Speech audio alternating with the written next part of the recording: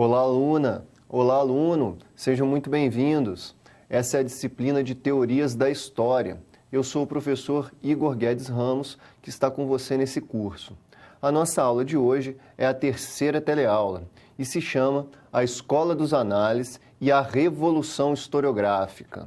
A Escola dos Análises é uma vertente historiográfica muito conhecida, bastante popular e que muita gente acredita que ela fez a revolução na historiografia, mudou a forma de se produzir história no século XX, a partir do século XX.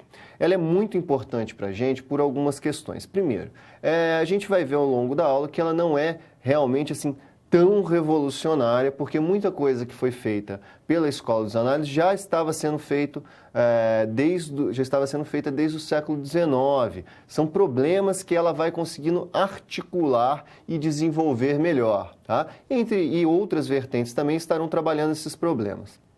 Além disso, ela vai afetar, com certeza, todo historiador vai, de alguma forma, dialogar com os historiadores da Escola dos Análises e ela vai afetar demais a historiografia brasileira. Por quê? Muitos desses pensadores da Escola dos Análises estiveram no Brasil, ajudaram a formar a historiografia brasileira, certo? E ela é muito presente, a sua forma de pensar, a sua forma de produzir é muito presente no Brasil. A gente tem um débito muito grande com a historiografia dos análises, com a historiografia francesa. Então é fundamental que a gente compreenda bastante o funcionamento, as várias épocas e todos os problemas que circulam em torno da Escola dos Análises. No quadro, eu trago o contexto geral da nossa aula de hoje. Então, o problema inicial que a gente tem é a questão do velho e o novo na historiografia do século XX. O que foi trazido de novo e o que continuou sendo produzido igual anteriormente, né? Primeiro ponto é a questão da matriz disciplinar da história. No século XIX, a gente tem, então, a formação da história como disciplina acadêmica, ela aparece na faculdade como uma ciência, como uma disciplina para a produção de conhecimento e também como disciplina escolar. Ela aparece no currículo escolar para a formação do cidadão, para ele compreender a sua história, para compreender a história da sua nação. Além disso, alguns paradigmas, ou seja, algumas vertentes de como produzir história, algumas teorias de produção da história, se estabelecem com muita força no século XIX. A primeira de todas é o positivismo, o marxismo é a segunda e também, talvez aquela que mais influenciou na constituição da história como disciplina acadêmica, como disciplina escolar, é o historicismo. E qual que é a grande preocupação do historicismo? É verificar os documentos, é analisar os documentos, é a crítica documental, certo? Muito preocupada com a crítica documental, em avaliar se um documento é verdadeiro ou se não é, e dali extrair uma narrativa verdadeira do passado tal como ele era. Desde o século XIX, com os historicistas radicais, essa ideia de ser capaz de extrair dos documentos o passado tal como ele é, começou a ser discutida, começou a ser questionada. Ora, não é bem assim, a gente tem uma representação do passado na verdade.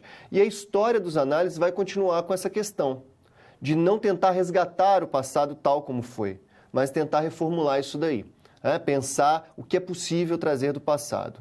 A questão da história política dos grandes homens também está muito presente no século XIX. E a Escola dos Análises vai ser uma grande crítica da história dos grandes homens. Vai buscar a história das sociedades. Certo? Então, são dois pontos da matriz disciplinar que vão se aperfeiçoar na Escola dos Análises. Outra questão do contexto, está no quadro, é a questão do histórico do entreguerras. A Escola dos Análises ela surge no entreguerras e, portanto, ela está toda influenciada por um momento de muito medo, de muito pessimismo, uma preocupação com a política de massa, né? Como que as pessoas reagem à política, como as pessoas reagem à cultura. Então, o historiador vai estar preocupado com a sociedade mais do que simplesmente com os grandes homens, certo? E vai estar muito preocupado com as catástrofes que aconteceram, as crises econômicas que estavam acontecendo e ainda haveria muito a acontecer com a Segunda Guerra Mundial. Então, esse é o contexto geral do entendimento da nossa aula de hoje.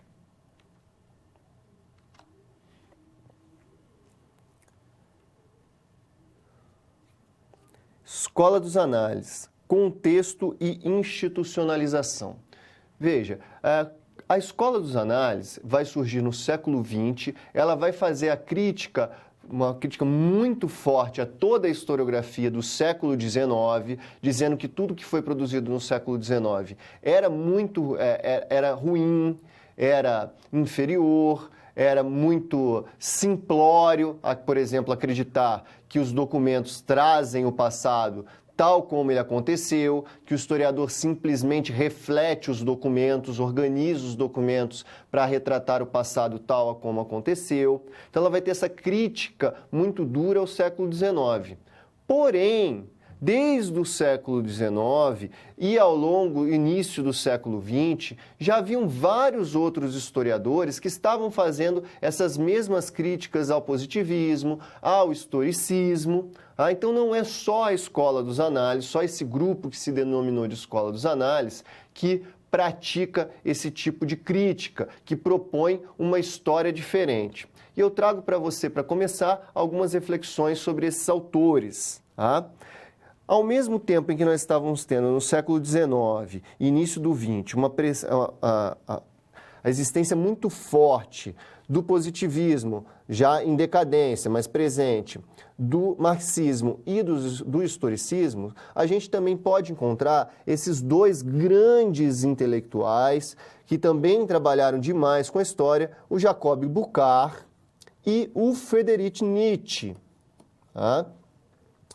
O tipo de história que esses homens produzem. O Friedrich Nietzsche se dedica principalmente a uma história genealógica. O que seria uma história genealógica? É uma história que está preocupada, ou melhor, ela recusa totalmente, ela não aceita que exista uma essência do ser humano, uma essência da história e nenhum sentido para a história. Ou seja, não há um homem perfeito, não há um homem em que a gente deve se adequar, um comportamento perfeito em que a gente deve se adequar, não há um sentido para a história não está arrumando para lugar nenhum. Essa é a premissa teórica do Friedrich Nietzsche. E aí ele começa a praticar uma história que a gente chama de genealógica, que diz exatamente o quê? Ela busca descobrir aonde, em que momento uma determinada verdade, uma determinada ideia de história, uma determinada essência de homem, uma determinada ideia de bom comportamento surge.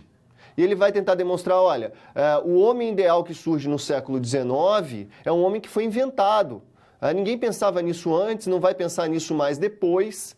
A gente tem que entender a história do surgimento desse comportamento ideal, dessa ideia de idealidade e desse sentido de história que estava muito forte no século XIX, que a gente estaria progredindo, sempre melhorando. O Nietzsche fala, não, isso não existe, isso é uma invenção. E o importante para a história é estudar essas invenções, essas ideias que conduzem à sociedade. Então, isso seria uma história genealógica muito praticada pelo Nietzsche e que influenciou muitos outros autores depois. O Jacob Burckhardt, no quadro, eu trago para você, ele vai praticar o que muitos historiadores chamam da primeira história cultural. E qual que é o paradigma inicial dele? É a ideia de que a sociedade, primeiro, a história é algo assistêmico. Então ele critica todos aqueles que querem criar, como os positivistas, uma lei de funcionamento para a história. Ele critica todos aqueles que acreditam numa teleologia da história como o marxismo. Ele simplesmente diz, olha, a história são coisas que acontecem, muito próximo das ideias do historicismo. Cada evento histórico é particular, é específico. Ele não vai se repetir, ele não está indo rumo a nada, certo? E mais do que isso, ele vai se preocupar principalmente com que hoje nós chamamos de autocultura. Ele vai estudar o Renascimento, por exemplo, ele vai estudar os grandes artistas, os grandes literatos, os grandes pensadores do Renascimento, porque ele acredita que a cultura, que a alta cultura, seria a expressão perfeita de uma época. Se você quer entender uma época, você estuda a alta cultura, porque aquilo ali é o de melhor que tem naquela época e aquilo ali é o que realmente importa para aquela época. Tá? Qual que seria o pensamento deles, então? No quadro, eu trago aqui para você duas características básicas desse pensamento. Primeiro, são pensamentos que muita gente considera aristocrático, né? Eles estão preocupados com os grandes homens, com os grandes movimentos históricos. Tá? E a outra característica é o pessimismo. Tá? O que seria esse pessimismo? Eles são críticos da modernização. Eles são críticos das transformações que a Revolução Francesa, que a Revolução Industrial está causando no mundo. Eles são contra a estatização, a massificação, todo mundo ter acesso a tudo e as coisas serem todas iguais. Eles são críticos da burocratização, porque travaria o desenvolvimento dos indivíduos. Certo? Então, é muito presente no século XIX essas críticas do Jacob Burckhardt e do Nietzsche, que eram parceiros, conversavam entre si, estudaram juntos, né? Então, é muito importante entender essa vertente também, que já está fazendo uma crítica do pensamento geral do século XIX. Além deles, na passagem do século XIX para o século XX, nós temos o Collingwood, ou Robin George Collingwood. Tá? Uma das obras fundamentais dele é a imaginação histórica. Aqui é uma crítica severa a essa ideia muito científica de história, a ideia muito matematizada ou de precisão na história. O que a gente poderia dizer? Ele tenta colocar a história menos como ciência e mais como uma espécie de arte, tá? E o que ele produz é a ideia de construcionismo histórico. Qual que é a ideia básica do construcionismo histórico do Collingwood? Ele parte do princípio que, olha, os documentos existem, eles de certa forma refletem o que aconteceu no passado, porém o que acontece? O historiador sempre faz uma pergunta para o documento. E o documento responde de acordo com aquela pergunta que foi feita pelo historiador. Então não é simplesmente um reflexo do que foi produzido. A história é resultado de um problema que o historiador coloca para a documentação. Além disso, ele fala que esse documento vai responder poucas coisas. É fundamental o historiador ter uma imaginação para religar os eventos, para construir uma narrativa. E isso é imaginação, é uma produção imagética, da imaginação, da mentalidade, e não é uma reconstrução científica, depende da criatividade do historiador. É nesse ambiente que a gente vai começar a surgir a história dos análises, como eu trago no quadro para você. Essa efervescência epistemológica também com o surgimento da sociologia, com o surgimento da linguística, com todas essas reflexões do marxismo, do historicismo, do Burckhardt, do Nietzsche, do Collingwood, entre vários outros intelectuais que estão fazendo a crítica epistemológica, né? No início do século XX, entre guerras principalmente, um desalento social e econômico gigantesco.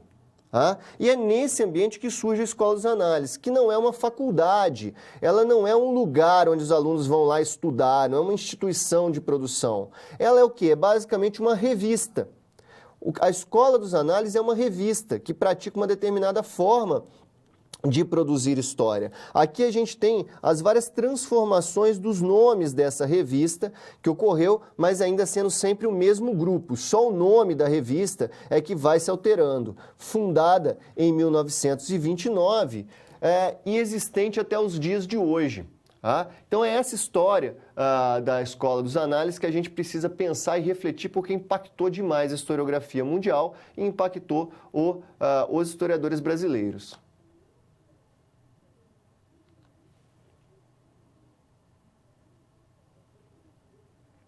Escola dos Análises, princípios norteadores.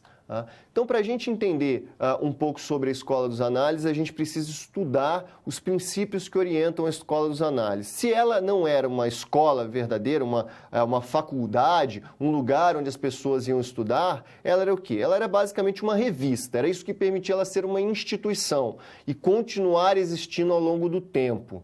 Tá? Mas a gente já pode começar dizendo, como eu trago no quadro para você, que ela foi dividida em várias épocas. No quadro eu trago os anos e as gerações da Escola dos Análises. Era uma revista, e a primeira, ela foi fundada em 29, então a primeira geração do que a gente chama de Escola dos Análises durou de 29 até 1956. Ela foi liderada nesse momento pelo Marc Bloch e pelo Lucien Febvre. Posteriormente, a gente vai ter a segunda geração dos análises, que vai de 56 até 69. Aqui, quem lidera a revista, quem é o editor, organizador da revista, é o Fernand Braudel. Depois a gente tem a terceira geração, que vai de 69 até 89. A grande liderança, editor da revista e tudo, é o Jacques Le Goff. Finalmente, a gente encontra a quarta geração a partir de 1989. Na quarta geração a gente vai ter muitos historiadores, desde a terceira já tem vários historiadores que participam diretamente da produção historiográfica dos análises. Na quarta geração aumenta mais ainda o número de participantes do que seria essa vertente do pensamento historiográfico, mas um dos grandes nomes, um dos mais conhecidos, é o Roger Chartier. E uma das formas de história mais populares nesse momento é a nova história cultural.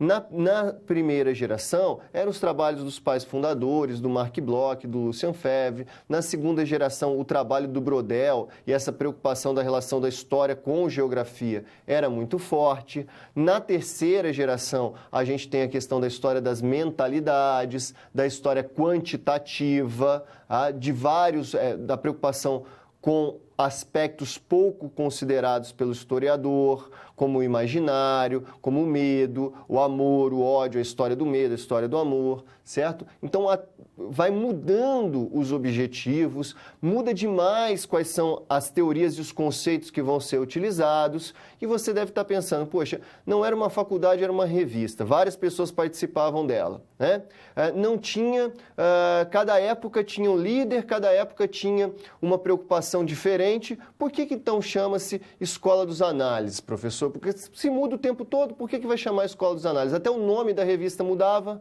Eu trago no quadro para você o motivo porque a gente chama de Escola dos Análises. Porque a revista tem o que a gente chama de um programa comum, tá? Uma preocupação geral que orienta todos os historiadores que se consideram da Escola dos Análises. O que seria esse programa comum? 2 itens para explicar esse programa comum. A história-problema é o primeiro item. O que seria a história-problema? Todos os historiadores do análise concordam que a gente não consegue retratar a história tal como ela era. Tudo o que aconteceu no passado. A gente não consegue retratar ela tal como ela é. E a gente, mesmo que a gente tente, a gente não vai conseguir, e a gente parte sempre de um problema atual, de uma preocupação do presente para questionar as fontes e resolver esse problema. Nunca é um resgate perfeito do passado, é sempre a partir de um problema que o historiador coloca para as fontes e aí a partir delas vai respondendo esse problema. Isso é um ponto fundamental da história da Escola dos Análises. O segundo eu trago no quadro também é a questão da história total.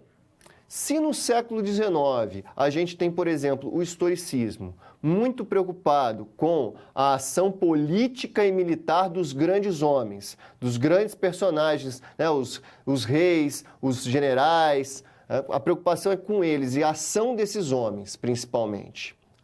Ou a gente tem o marxismo, muito preocupado com as questões econômicas, com as estruturas econômicas e com os conflitos, vamos dizer, políticos e partidários, das grandes organizações dos movimentos operários, por exemplo. O que a história dos análises vai dizer? Olha, não dá para pensar a história só a partir disso. só a partir desses aspectos, né? Sejam eles políticos, sejam eles econômicos. A história, ela é total, ela tem que ser total. Você tem que pensar a história, a interação entre o econômico, o cultural, o religioso, o político, porque o ser humano seria um ser completo. Todos esses aspectos atravessam o ser humano e também atravessam a história do ser humano. Então, não é focar num item como mais importante do que os outros, é considerar todos os aspectos da vida humana igualmente importantes. Então, esse seria o programa comum da história dos análises. O que mais que a gente tem? No quadro, eu trago para você as outras preocupações, que é uma questão institucional do momento da fundação da Escola dos Análises e também ao longo de todo o período. Primeiro, demarcar uma renovação na historiografia. Eles queriam dizer, olha, aqui, a partir da Escola dos Análises, nós estamos criando uma coisa nova, uma revolução, mudando completamente a historiografia. Porque, evidentemente, eles queriam enaltecer o próprio trabalho. E, se eu deixei claro, não é só eles que estão preocupados com questões relativas a trabalho com as fontes, as questões da impossibilidade de retratar o passado tal como ele aconteceu, vários pensadores estão, mas a Escola dos Análises está dizendo, eu estou fazendo isso, porque quer marcar a presença, quer mostrar que é superior às outras historiografias. E, inclusive, ela quer se mostrar superior também às outras ciências. Uma das questões era absorver todas as ciências em ascensões. Aqui a gente pode considerar a sociologia que estava vindo muito forte, estava tomando o lugar da história. A antropologia também tentou tomar o lugar da história como a grande disciplina das ciências humanas. E qual que foi a esperteza da Escola dos Análises em todas as suas gerações? Absorver essas outras ciências, dialogar com elas exatamente para o quê? Se manter no mesmo nível do debate. Inclusive, eu trago para você no quadro alguns autores que não são historiadores, mas que ajudaram e contribuíram demais com a Escola dos Análises. Por exemplo, Alberto de Mangeon, que é um professor da área de geografia, um dos grandes trabalhos dele são Problemas de Geografia Humana.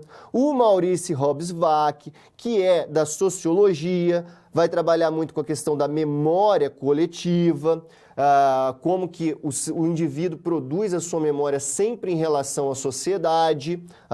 A questão da geografia humana do de Mangeon está muito ligado à possibilidade que o ambiente geográfico dá para o ser humano agir.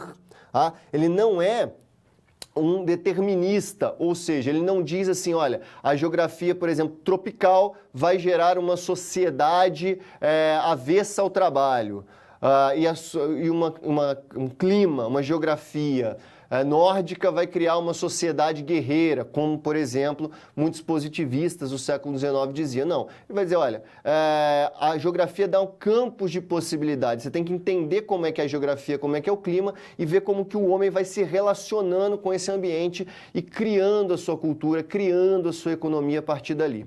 Além disso, a gente tem outros pensadores que foram todos absorvidos, como eu mostro no quadro para você, o Charles Hist trabalhou também na Escola dos Análises, na revista, muito preocupado com as questões econômicas, como, por exemplo, a história das doutrinas econômicas. O André Siegfried publicou na revista também nos seus primeiros anos, principalmente, que isso trabalha com a questão política e social. Ele é um cientista político, com os aspectos da sociedade francesa, é o grande trabalho dele. Então, repare como a Escola dos Análises está sempre tentando absorver as outras ciências para se manter no mesmo nível.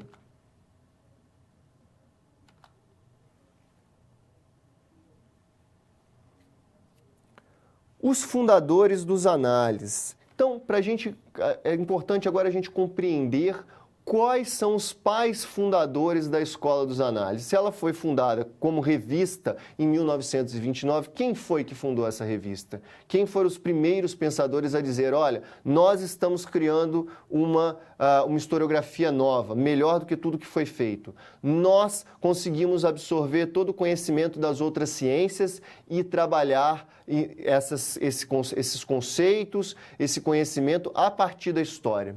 Eu trago no quadro para você o primeiro pai fundador, né, como muitos chamam, é o Marc Bloch.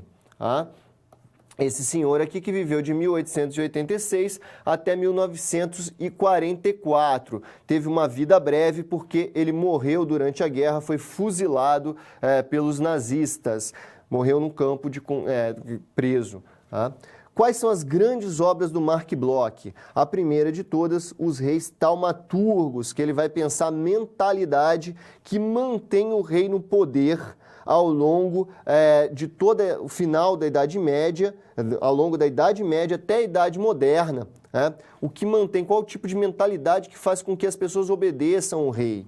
Outra obra fascinante do Marc Bloch é a Sociedade Feudal, que ele faz ele amarra todo o conhecimento, toda a produção que ele teve nessa área da Idade Média para tentar mostrar o que era a Idade Média, definir conceitualmente o que foi a Idade Média, qual que era a mentalidade, a economia, as relações sociais, como esses vários aspectos se relacionavam. Além disso, ele tem a grande obra dele que foi escrita quando ele era prisioneiro, a grande obra de teoria da história que eu trago no quadro, que é a Apologia da História. Tá? Ela foi publicada depois da morte dele, porque ela é só um manuscrito em 1949. O que o Marc Bloch nos traz de novo aqui? Duas coisas principais. O método regressivo e a troca de conhecimento, principalmente com a sociologia, que estava em ascensão, que estava muito forte. O que seria isso? O método regressivo não era uma novidade, tá? Inclusive o Bloch fala sobre isso, né? Ele nunca disse que foi ele que inventou, mas certamente ele foi um dos que melhor utilizou esse método. Qual que era a ideia principal do método regressivo? Bom, nós, com todo ser humano, conhece muito mais a respeito da sua época ou dos poucos anos anteriores, dos 10 anos anteriores, do que a gente sabe de 50, 100, 1000 anos atrás. Então, qual que é a ideia do método regressivo? Você começar a estudar a economia dos últimos 10 anos, ou um tipo de comportamento dos últimos 10 anos, e depois começar o quê? A voltar, a retroagir no tempo para ver, tentar descobrir se esse comportamento existia, se esse tipo de economia existia, como que ela foi mudando quando você vai o quê? Regressando no tempo. Então ele parte dessa perspectiva, que a gente conhece mais do de agora, e vai voltando para conhecer o passado. A preocupação com a sociologia é exatamente criar conceitos, né? Entender como que uma sociedade conseguia, por exemplo, da Idade Média, né? Conseguia funcionar. Né? Vem muito da sociologia do Émile Durkheim, como que ela se mantém coesa e funcionando. O que mantém ela funcionando a economia, as relações sociais, a mentalidade, certo? O outro pai fundador da Escola dos Análises, eles são criadores da revista Junto, é o Lucien Febvre, esse senhorzinho aqui, que nasceu em 1878 e viveu até 1956. As grandes obras dele são Martim Lutero, Um Destino, Combates pela História, que é da área de teoria da história, faz uma crítica muito dura à filosofia, faz uma crítica muito dura aos historiadores do século XIX. Mas, como eu disse, ele copiou muita coisa do que esses historiadores do século XIX fizeram. E uma obra dele que eu quero falar mais sobre é O Problema da Incredulidade no século XVI, A Religião de Rabelais. O que é essa obra? Ele vai estudar o Rabelais a partir de 3 elementos chaves aqui da discussão. A história-problema, o conceito de ferramentas mentais e a interdisciplinaridade. Vou tentar exemplificar para vocês. Ele parte de um problema. Qual que seria o problema? Seria possível o Rabelais, lá no século XVI, ser um ateu? Essa é a pergunta, tá? Aí ele vai estudar o quê? A mentalidade daquela época para ver se é possível esse pensador ser um ateu. E ele vai utilizar a linguística, a filologia para entender as palavras, ele vai utilizar as artes para estudar melhor as maneiras de expressões artísticas e ele vai chegar na seguinte conclusão. Primeiro, A palavra ateu naquela época significava algo completamente diferente do que é hoje. Era basicamente uma ofensa, um xingamento a outra pessoa e não necessariamente dizer que aquela pessoa não acreditava na existência de Deus. E a partir do estudo da filologia e de várias outras disciplinas, ele vai demonstrar, e essa é a tese que ele defende nessa obra, que o Rabelais, na verdade, era um crítico da Igreja Católica, tal como Erasmo, Roterdã, entre outros pensadores da sua época, sem nunca questionar a necessidade da Igreja Católica, efetivamente, mas querer mudar ela basicamente, e também sem nunca questionar a existência de Deus.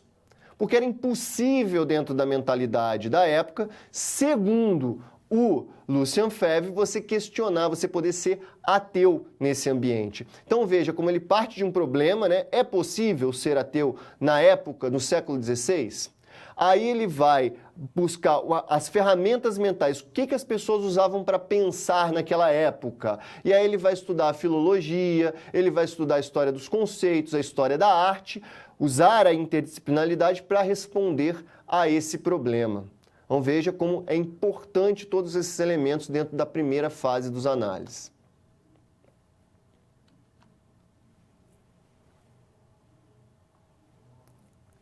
Mentalidades de longa duração. Agora nós estamos na nossa situação problema, e eu vou querer discutir com você as questões, o que a escola dos análises, principalmente a primeira geração, traz de novo na historiografia. Olha o problema que a gente tem no quadro.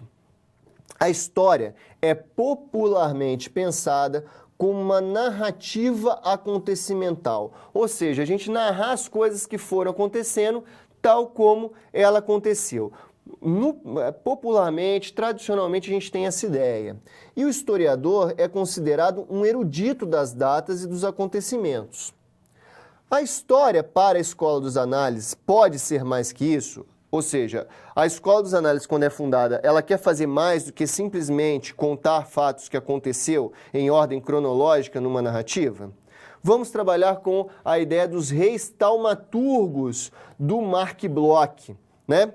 Aqui nessa imagem a gente já pode ter uma ideia do que ele está discutindo nessa grande obra. Aqui a gente tem um rei, o rei da França, Luís XIV, e ele está fazendo o que aqui? Ele está fazendo o toque real. O que seria o toque real? Repare que aqui ao lado dele está a imagem do clero, né, iluminado, né, pela marca de Deus, porque aqui está acontecendo está acontecendo uma bênção, está acontecendo um milagre, o toque real. Segundo o Marc Bloch, uma das teses principais dele nessa obra é tentar demonstrar como se cria uma mentalidade que vai durar do século XI, mais ou menos, até a época da Revolução Francesa. E que mentalidade seria essa? Que o rei é o representante de Deus na Terra. Ele tem os poderes divinos.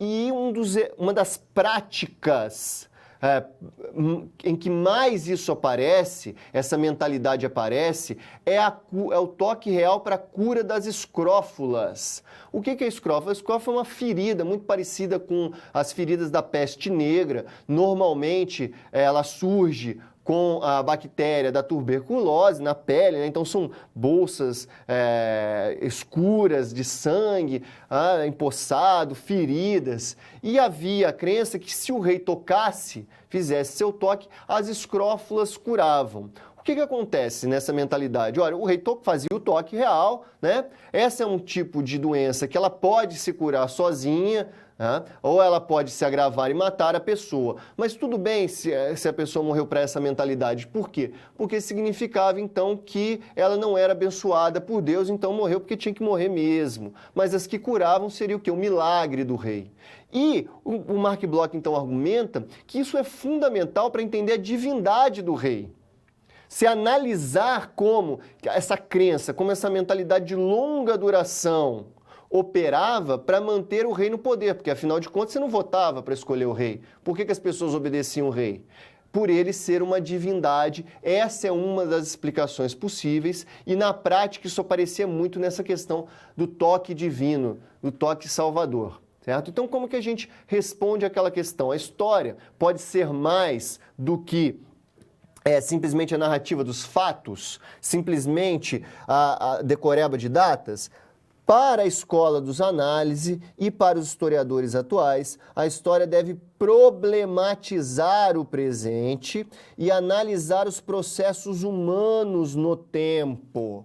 Ou seja, se hoje nós obedecemos aos nossos governantes porque nós temos a mentalidade democrática do voto, antigamente como era? Bom, segundo Mark Bloch aqui, dependia das pessoas crerem, né, que o rei era majestoso, era representante de Deus na terra. Então, repare, eu não estou narrando fatos, simplesmente, eu estou analisando como a mentalidade de uma época se relaciona com a política e com a sociedade dessa época.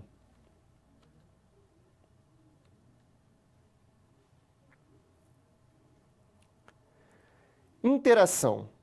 Agora eu trago para você uma pergunta, uma questão para que a gente reflita um pouquinho, para que você coloque suas dúvidas até agora e para que a gente possa dialogar melhor. No quadro, eu trago a pergunta para você, quais críticas poderíamos fazer à noção de mentalidade? Essa noção que eu estou chamando aqui de mentalidade, você pode considerar tanto a ideia do Lucian Febvre, de que no século XVI era impossível as pessoas pensarem em ser ateias, né? Ou seja, não acreditar, não era possível se acreditar que não existia Deus, ou essa própria ideia do Mark Bloch, que todo mundo acreditava, né? Ou que havia uma crença muito forte de que o rei era uma divindade. É possível fazer alguma crítica a esse conceito, a essa ideia de ferramentas mentais, de mentalidade presentes na primeira geração dos análises? Pense um pouquinho, daqui a pouco a gente volta.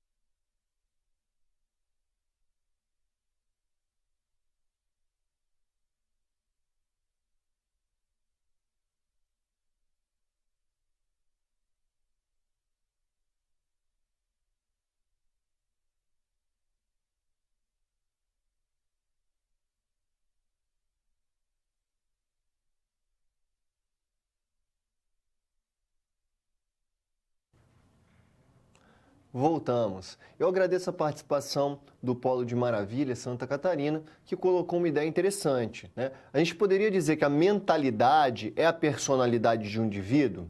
De certa forma, o que significa isso? A mentalidade, sim, é a forma como um indivíduo pensaria, mas não só um indivíduo. A ideia de mentalidade é que todos os indivíduos de uma época pensariam mais ou menos dentro daquela estrutura, dentro daquele limite, certo? Mas a grande questão, as grandes críticas que surgiram, tanto a primeira geração dos análises quanto a terceira geração dos análises, que vão voltar a essa questão das mentalidades, é o seguinte: ok, cada época deve ter mais ou menos uma ferramentagem mental, uma mentalidade, e que todo mundo pensa mais ou menos ali dentro. Mas será que todo mundo pensa igual? Será que não era possível nenhuma pessoa ser ateia, nenhuma pessoa questionar a existência de Deus no século XVI, como defende o Lucien Febvre? Então, aí que está a questão, né? A mentalidade seria algo que, como se todos os indivíduos tivessem a mesma personalidade. E aí, as críticas que surgem é exatamente o contrário. Olha, não dá para considerar que todo mundo pensa igual em toda época. Pode sim haver uma mentalidade mais forte numa época que predomina, mas é sempre preciso tentar identificar aqueles que pensam diferentemente, certo?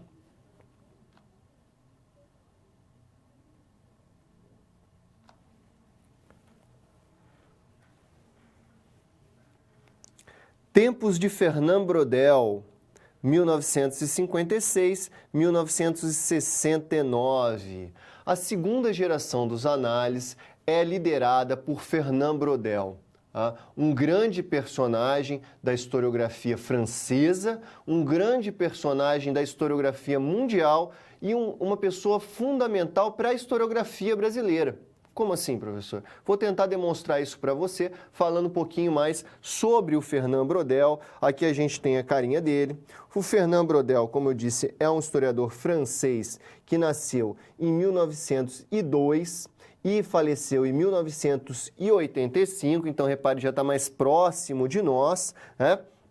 E quais são as grandes obras do Fernand Braudel? A primeira, a sua tese de doutorado, O Mediterrâneo e o Mundo Mediterrâneo na época de Filipe II, rei da Espanha no século XIII e século XIV. E a outra obra dele, muito ligada a questões econômicas e o desenvolvimento do capitalismo, se chama Civilização Material, Economia e Capitalismo, séculos XV e XVIII, ou seja, o processo de formação do capitalismo. Para a gente entender um pouco do pensamento do Braudel, que vai ser o predominante na historiografia dos análises da segunda geração, a gente tem que entender, primeiro, o contexto pessoal do Braudel, a guerra e o Brasil. O Braudel, então, era um historiador francês e, como a maioria dos historiadores franceses, os seus primeiros anos de trabalho, normalmente eles iam para fora, dar aula em outros lugares. O Braudel ficou muito tempo na Argélia e ali ele teve muito contato com o Mediterrâneo, com esse ambiente do Mediterrâneo, com as relações sociais do Mediterrâneo, a cultura do Mediterrâneo, e ele ficou completamente apaixonado por essa região que pega a África, a Ásia e a África. E como ele mesmo chama, durante todo o período medieval e o período moderno, o Mediterrâneo foi o laguinho do mundo. De certa forma, a história do país dele circula em torno de todo o Mediterrâneo. Além disso, ele veio. O que vai acontecer com o Braudel? Ele vai vir para o Brasil. Ele vai ser mandado para o Brasil para fundar a USP, porque se resolveu criar uma universidade de ponta no estado de São Paulo, e um dos jeitos de fazer isso teria que trazer gente de fora. E veio a missão francesa com grandes pensadores como o Braudel, ou melhor, ainda não tinham a fama que tinham, mas eram bons professores, que ganharam posteriormente, a fama que ganharam posteriormente. O Braudel, o Claude Lévi-Strauss, o Roger Barthes, entre outros historiadores que foram fundamentais, historiadores, antropólogos, sociólogos, literatos, foram fundamentais para criar principalmente as áreas de ciências humanas e sociais aplicadas da USP. Então, ele veio para cá e por isso que ele é tão importante para a historiografia. Se você for para a historiografia brasileira, se você for lá na USP hoje, na história, você vai ter lá a biblioteca do Brodel, vai estar nomeada em nome dele, porque foi ele que ajudou a construir o curso. Depois, quando chegou, ele veio para cá em 34, em 39 começa a Segunda Guerra Mundial e ele é convocado para lutar. Logo no início ele já fica preso em um campo e, inacreditavelmente, é ali preso durante até o final da guerra, até 45, que ele escreve a tese dele sobre o Mediterrâneo. De cabeça ele conseguiu reunir várias ideias e criar uma obra magnífica, gigantesca, que depois ele aperfeiçoou depois que ele saiu da prisão, juntou mais referências e tudo, mas o grosso mesmo da tese, da hipótese, foi trabalhada na cadeia, na prisão. E ali ele se torna o nome que ele vai ganhar e vai liderar a segunda geração dos análises. Ele foi aluno do Lucien Febvre, Então ele depois vai substituir o Lucien Febvre e liderar os análises. A outra questão que eu marco no quadro para você é o contexto institucional, para a gente entender um pouquinho, qual é o conceito fundamental do Brodel. A gente tem que entender o crescimento do estruturalismo. Outro nome que eu comentei agora há pouco, que veio para o Brasil também, que é um antropólogo famosíssimo, mas quando estava aqui no Brasil, ele começou a estudar aqui, a fazer a tese dele aqui também, e se tornou uma unanimidade na antropologia, que é o Claude Lévi-Strauss. E ele desenvolve a ideia de estruturalismo, antropologia estruturalista.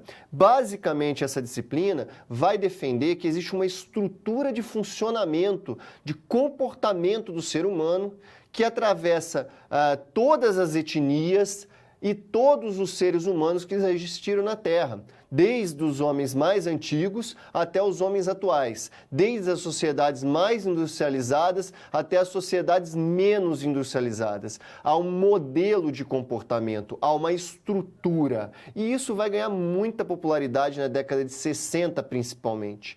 E o Brodel vai, de certa forma, absorver isso e criticar isso. Por quê? O Lévi-Strauss dizia que, olha, só precisa estudar essa estrutura. A história é simplesmente espuminhas que vão balançando em cima dessa estrutura. Então, desqualifica a história em prol da antropologia. E como que o Brodel responde ao Claude Lévi-Strauss? No quadro, eu trago o sistema de pensamento, o conceito, a teoria básica do Fernand Braudel, que é a teoria das temporalidades do Fernand Braudel.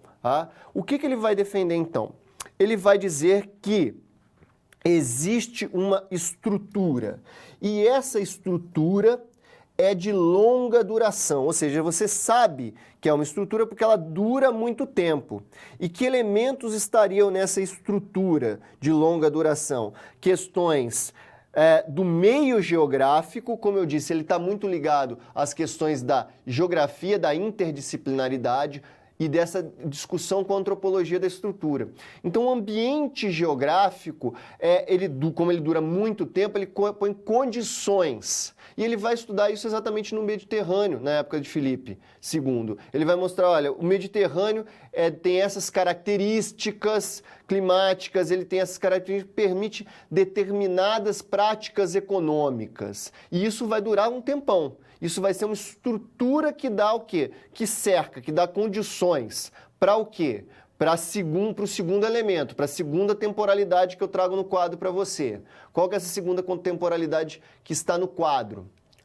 É a questão da conjuntura, é a média duração. O que seria essa média duração? Principalmente aqueles elementos relativos a economia e as relações sociais. Dado a geografia de uma época, nós temos determinadas relações sociais. E, finalmente, a gente tem os elementos políticos, que seriam a curta duração. O que seria a curta duração? A ação, por exemplo, na tese do Brodel, o que o Filipe fez, o que o Filipe II fez. as ações militares e as ações políticas do Felipe, que estariam determinadas por quê? Pelas relações sociais e econômicas do seu tempo, que estariam determinadas pelo quê? Pelas questões geográficas e biológicas do Mediterrâneo todo. Então, veja, há uma estrutura de longa duração, uma conjuntura de média duração e um evento, e um vai determinando o outro, como eu mostrei no gráfico do quadro. Tá? Então, assim, a gente consegue entender o conceito do Brodel e como é que ele vai responder ao estruturalismo e absorver todas as ideias que estavam circulando em sua época.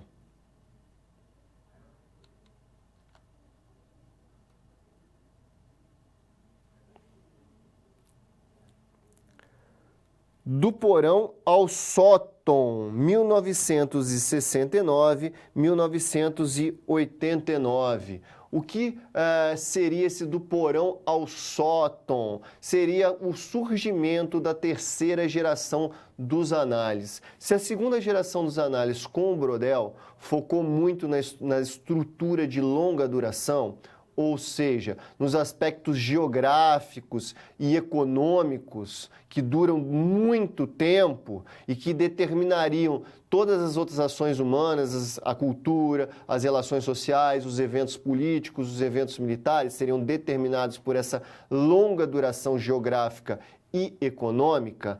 A terceira geração dos análises vai fazer uma espécie de crítica a esse pensamento. Como seria isso? No quadro, eu trago algumas reflexões para você, para a gente entender como que isso aconteceu.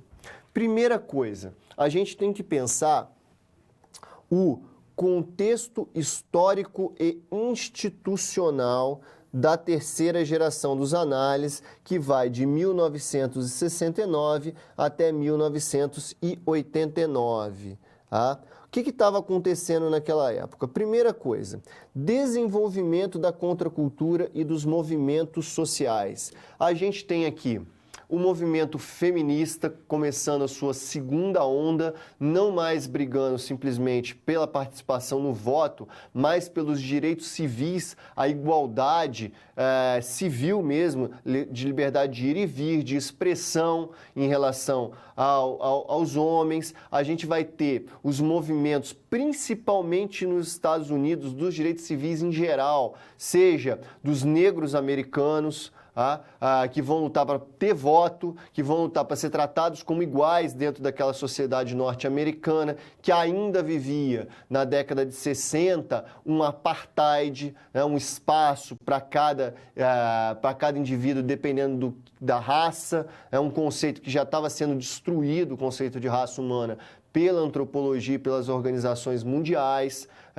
que afirmavam, já se discutia que isso não existe. Então, os movimentos em que descriminalizava a homossexualidade, porque durante muito tempo foi crime.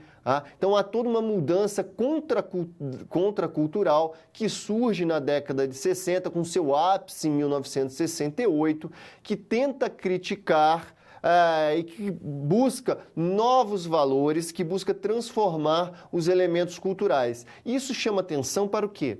Para elementos da cultura que tinham longuíssima duração, tal como lá atrás o Marc Bloch e o Lucien Febvre tinham estudado no período moderno e no período medieval. Volta a ser uma preocupação exatamente por quê? Porque está acontecendo todos esses movimentos culturais na década de 60, 70. No quadro, outra característica desse contexto é a diversificação e democratização das lideranças.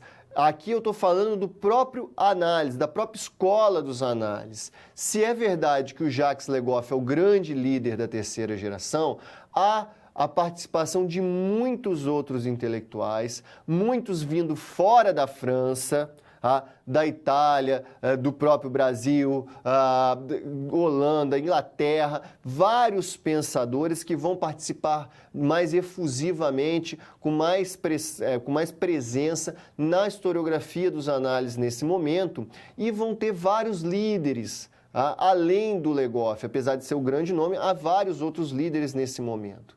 E quais seriam as características, então, dessa terceira geração? No quadro, eu trago para você, primeira coisa, Os princípios norteadores. A ideia de mentalidade volta com muita força, ou seja, como pensar, estudar o pensamento de longa duração de uma sociedade, de vários indivíduos que pensam mais ou menos, agem mais ou menos a partir dos mesmos princípios e valores. A ideia de imaginário, a ideia de ideologia, tudo isso vai ser discutido e vai ganhando diferenças, mas são pensamentos básicos. O imaginário da morte, a ideologia política, as várias ideologias políticas são discutidas, certo? Então, é muita questão cultural e a relação dela com o comportamento humano vai estar muito presente na terceira geração. Tá? O documento monumento, entender um documento como algo produzido em uma determinada época, como um produto de uma determinada época, e não simplesmente o reflexo do passado, mas algo que tentou marcar uma presença naquela época, dar uma direção para o mundo naquela época. A história serial, que é a história matematizada também, de se preocupar somente com um determinado tema, né? Trabalhar, por exemplo, o medo, como que o medo foi mudando ao longo do tempo, como o conceito da palavra medo vai mudando ao longo do tempo, às vezes de forma matematizada, calculando mesmo, por exemplo, a variação dos preços das coisas. Então, a história serial vai estar muito forte e vai surgir uma pluralidade enorme de temas, tá? Muitos temas vão ser trabalhados, a mentalidade, o preço, a demografia, a história do ódio, a história do medo, a história do amor, as histórias da própria forma como as pessoas viam o dinheiro, do purgatório, do céu, história do paraíso. Então vai haver uma pluralidade de temas que não existia antes, e também de temas que eram pouquíssimos considerados, muitas vezes eram considerados perfumaria para muitos historiadores, tá? E quais seriam os grandes nomes desse período? Eu trago no quadro alguns deles e e o nome das obras principais. O Marque Ferro estuda os tabus da história, né? Os vários tabus, que é uma obra mais teórica, né? Por que a gente não discute na história? E uma das coisas é o cinema, que vai ser o grande tema da vida dele, vai ser o estudo do cinema. O Emmanuel Leroy Laudure, que tem aqui, eu trago 3 obras, Os Camponeses do Languedoc, Montalhoux, uma vila occitânica, Resumo da História do Clima. Olha que interessante aqui o Emmanuel Leroy Laudure, porque ele vai ser talvez um dos primeiros historiadores da região, que tem um trabalho profundo sobre isso. Repare, ele vai estudar pequenas vilas, locais pequenos, e vai relacionar isso com a questão ambiental, geográfica, mas trabalhando como que se surge uma cultura naquela região e como você pode usar aquela cultura da região para relacionar com a cultura mais geral de um país, de uma nação, do rei, do território de um rei. Então ele vai estudar, vai estar muito preocupado com a região, a relação do clima e da cultura. Os outros autores, eu trago no quadro para você mais 2 autores, que é o François Furet, que vai fazer uma crítica muito grande da Revolução Francesa, ou da forma como os historiadores viam a Revolução Francesa. Uma obra teórica dele é a Oficina da História, que vai discutir os conceitos que os historiadores usam para explicar a história, vai fazer críticas a isso também. E o grande nome da época, o Jacques Le Goff, que é um grande medievalista, e por isso A Civilização do Ocidente Medieval é uma obra fundamental. E a outra dele, mais teórica, que todo historiador precisa ler, é a História e Memória. Então veja como há vários temas sendo discutidos, vários elementos aqui sendo debatidos nessa terceira geração dos análises.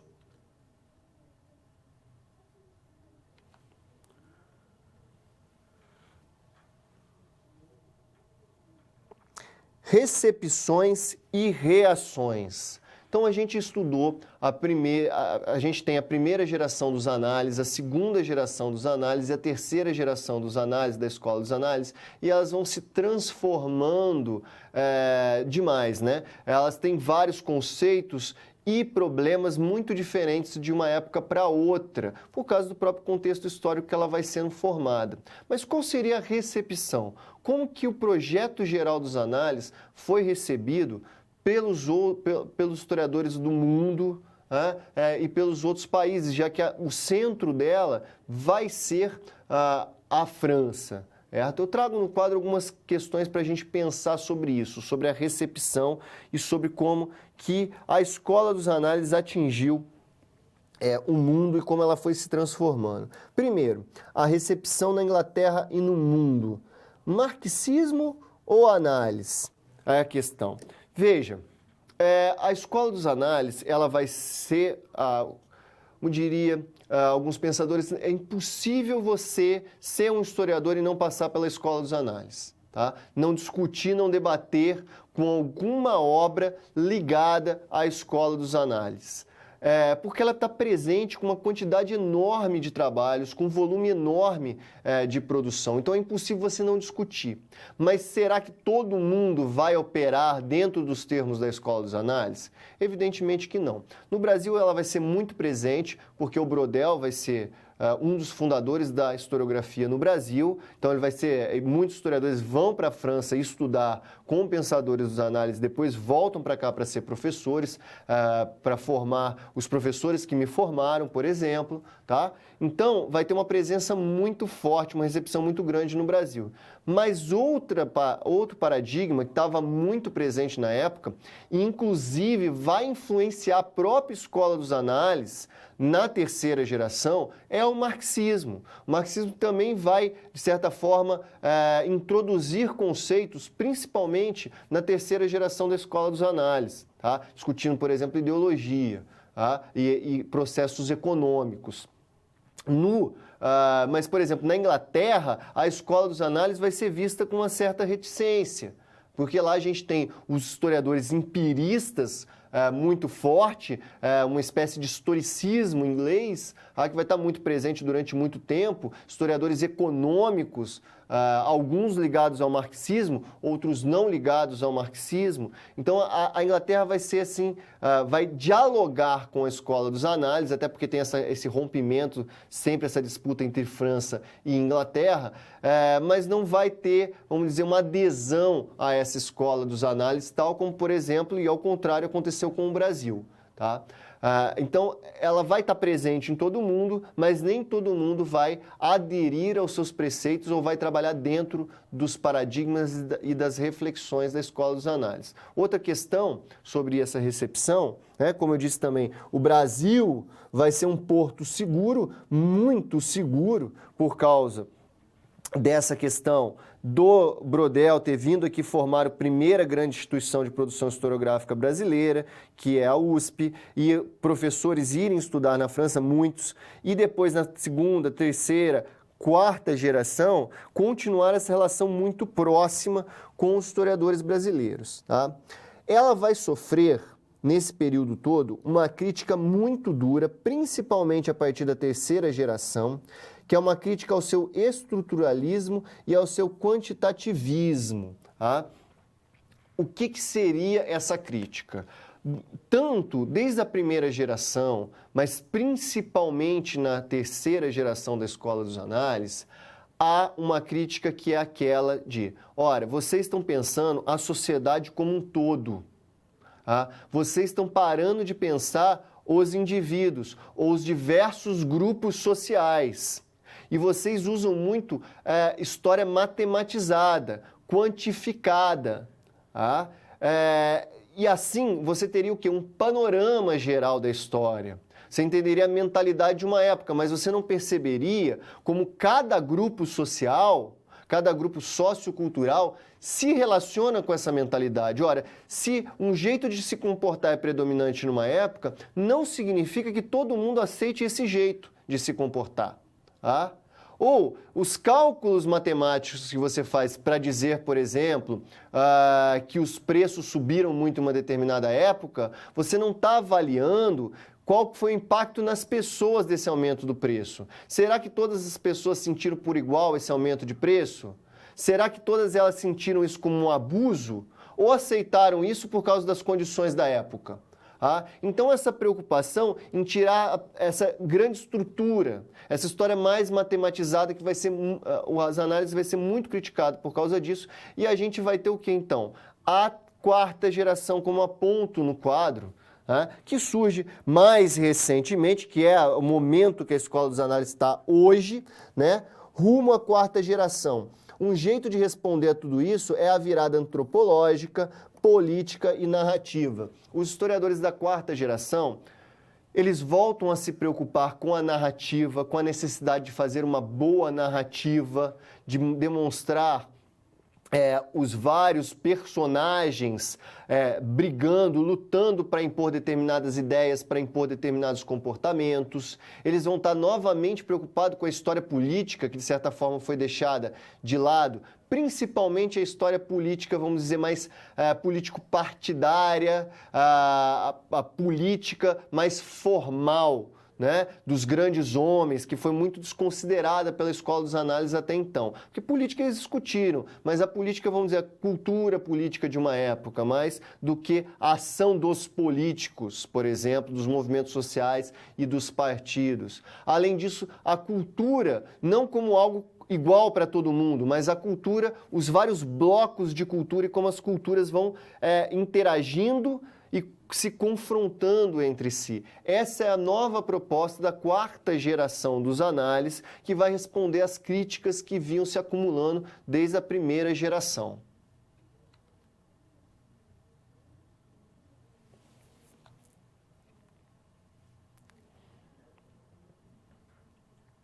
História da infância.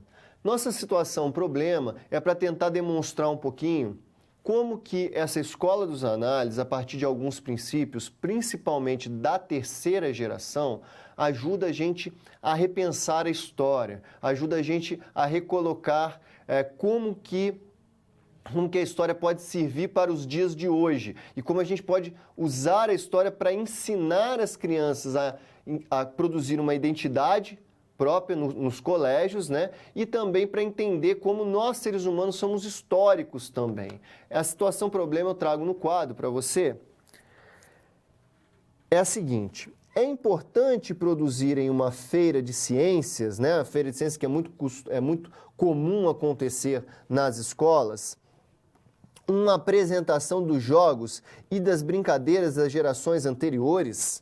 Ora, raramente você vai ver esse tipo de preocupação em uma feira de ciência, né? Pô, trazer os jogos e as brincadeiras do passado para apresentar numa feira de ciência, pô, isso serviria para alguma coisa? Isso é só uma brincadeira, um momento de distração simplesmente? Talvez não. E os estudos da terceira geração da Escola dos Análises ajudam a gente a refletir um pouquinho sobre isso. Eu trago no quadro uma pintura, né, que se chama Jogos Infantis, produzida em 1560 por um pintor muito famoso daquela época, Peter Bruegel, conhecido como o Velho. O que nós encontramos nessa pintura? A gente encontra várias brincadeiras da época, que inclusive existem, ou pelo menos existiam até muito recentemente, né? Os celulares dos videogames mudaram um pouquinho isso, mas você vai encontrar aqui, por exemplo, um senhor andando de cavalo, outros rolando uma argola, né, um balancinho, montando aqui a cavalo. Você vai ter várias brincadeiras que, evidentemente, se foi pintada pelo Peter Bruegel, existia na sua época. E são brincadeiras que, se você conversar com seus avós, ou muitos de nós, brincaram com essas brincadeiras que estão presentes no quadro. É muito interessante, além de perceber essa continuidade dos jogos, perceber também que na pintura do Bruegel, e se você pegar textos historiográficos que estudam isso daí, adultos brincavam disso. As histórias que hoje nós contamos para as nossas crianças eram diferentes e eram contadas para todo mundo, desde a criança de 4 anos de idade até o mais velho da família. Não havia, o que eu quero dizer com isso? Que não havia a separação entre infância e vida adulta, como nós encontramos nos dias de hoje.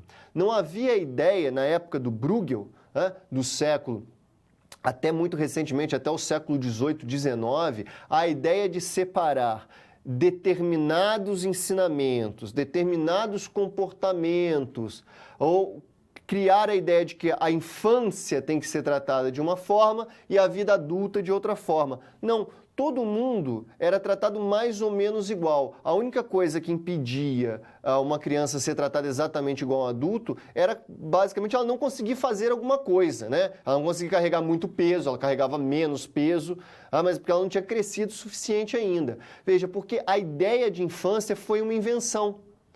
Essas brincadeiras, muitas que as crianças brincavam até 10, 20, 30 anos atrás, eram brincadeiras de adulto também, lá atrás. E muitas delas duraram. Hoje, já não. A gente tem uma ruptura muito grande com esse tipo de brincadeira, por exemplo, essas que eu mostrei no quadro.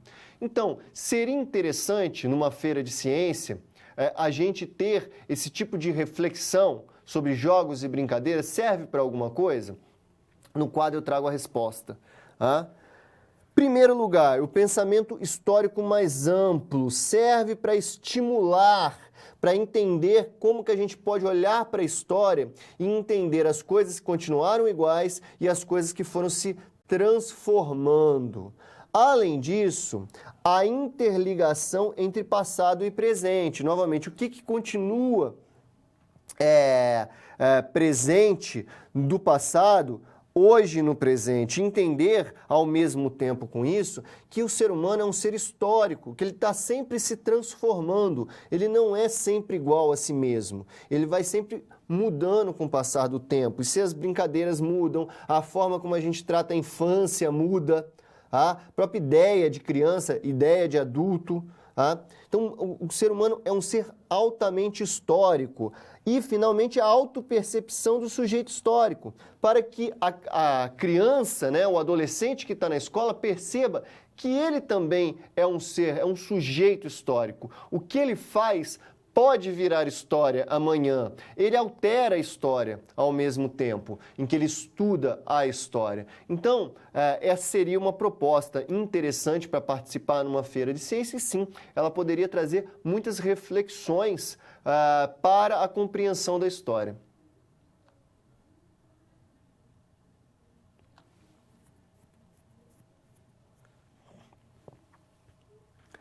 Agora, no nosso momento de interação, eu quero fazer mais uma reflexão com você para que você coloque problemas, para que coloque dúvidas e que pense sobre uma pergunta que eu acho interessante para refletir sobre as questões da Escola dos Análises. No quadro, a questão é a seguinte: quais outros temas e objetos poderíamos abordar em uma feira de ciências? Ou seja, quais outros problemas que a gente poderia colocar numa feira de ciência para pensar a história? Para ajudar tanto adultos como crianças a pensarem como sujeitos históricos, a entenderem como o ser humano é histórico e como nós estamos o tempo todo fazendo história. Pense um pouquinho, a gente volta já.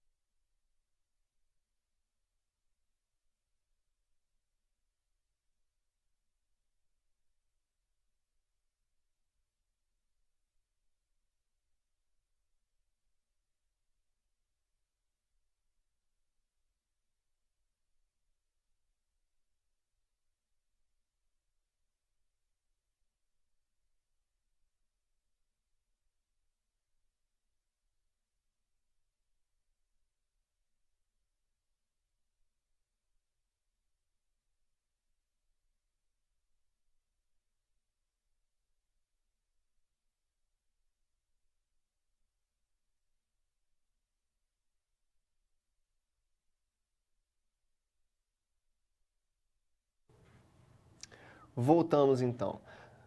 Agradeço aí a participação do pessoal. Novamente, o pessoal de Maravilha de Santa Catarina mandou uma sugestão muito interessante que, inclusive, poderia ser colocado mesmo numa feira de ciências, né? As vestimentas das pessoas. O que as pessoas usavam em cada época, o que hoje para a gente pode parecer um absurdo enorme, por exemplo, os espartilhos que eram usados no final da Idade Medieval, início da Idade Moderna, seria um absurdo para muitas mulheres atualmente.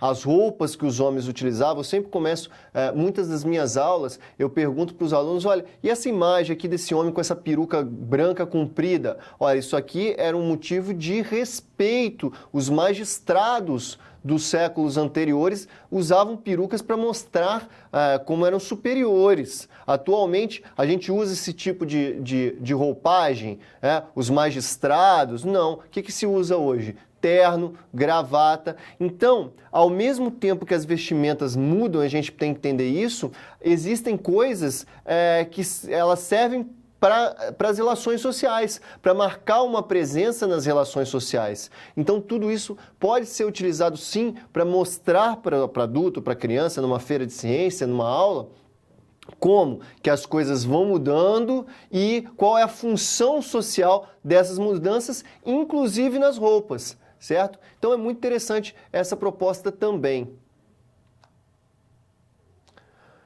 Vamos para o nosso último momento, recapitulando, a gente vai amarrar um pouquinho tudo que a gente discutiu até agora na aula e tentar dar uma direção aí para as nossas discussões, tá? Primeira coisa que eu quero destacar é a questão da formação dos análises, da escola dos análises, a manutenção e a inovação.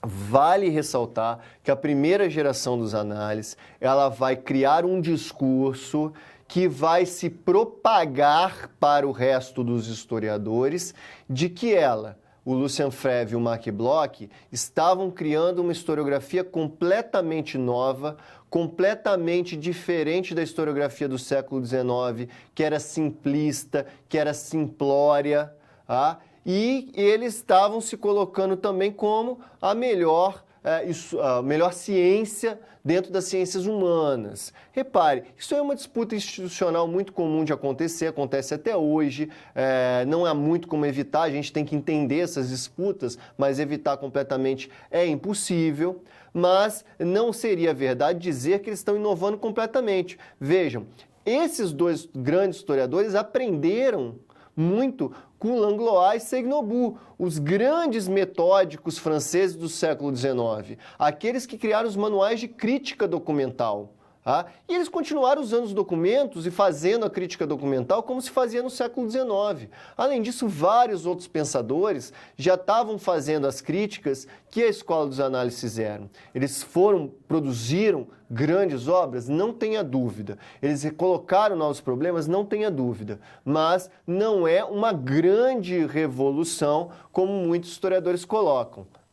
Eles vão sim refazer as ideias de história, mas várias outras pessoas estão fazendo também a mesma coisa que eles, ou coisa muito parecida. Os outros pontos que eu destaco, que eu trago no quadro para você da aula de hoje, é a questão dos tempos de Brodel, época e conceito. Ele está debatendo com o estruturalismo, respondendo para o Cláudio Lévi-Strauss, olha, a história também tem estrutura de longa duração, mas ainda assim tem coisas que mudam. Não é como você pensa, Lévi-Strauss, estruturalismo antropológico, que há uma estrutura e que você precisa conhecer essa estrutura de comportamento humano e que está tudo certo. Não, a história tem várias contribuições para dar também. Por isso que ele cria as 3 durações. A longa duração, que é a estrutura, a média duração, a conjuntura, e a curta duração, que seriam os eventos políticos e militares principalmente.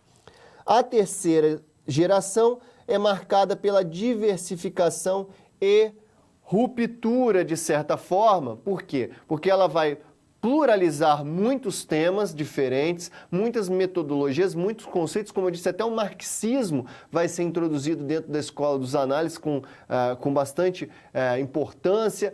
A crítica ao marxismo também, por exemplo, com François Furet sobre a Revolução Francesa. Então vão ter vários pensamentos diferentes nessa terceira geração e vai gerar uma ruptura que vai inovar bastante com a quarta geração, que aí é para um outro momento nosso de discussão. Então eu quero agradecer muito a sua participação e encerrar a nossa aula. Até a próxima. Muito obrigado.